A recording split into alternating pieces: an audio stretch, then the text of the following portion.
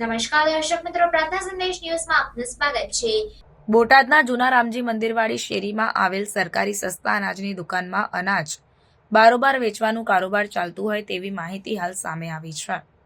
અનાજની દુકાનમાં બારોબાર ઘઉં ચોખા કાળાબજાર કરતા નજરે પડ્યા। બોટાદ ખાતે સરકાર માન્ય સસ્તા અનાજની દુકાન નંબર 14-7ના સંચાલક જયેશભાઈ જાદવભાઈ, જે અનાજ રેશન કાર્ડ ધારકોને દેવાનું હોય તે આ જયેશભાઈ નામના દુકાનદાર બારોબાર કાળાબજારી કરી વેચી રહ્યા છે। આવા લોકોના લાયસન્સ રદ થવા જોઈએ અને જયેશભાઈ વારંવાર આવી રીતે રિક્ષાઓમાં કાળાબજાર કરીને માલ ભરી દેતા હોય છે। એટલે પ્રાર્થના સંદેશ ન્યૂઝની ટીમ સાથે દુકાન પાસે પહોંચતાની સાથે જ ત્યાં દુકાનદાર રિક્ષામાં કાળાબજારમાં ઘઉં ચોખા ભરી રહ્યા હોવાના દ્રશ્યો સામે આવ્યા।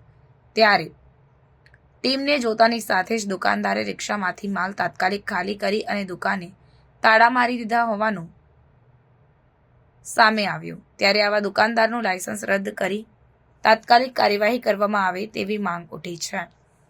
Reporter Mukesh S Kantariya.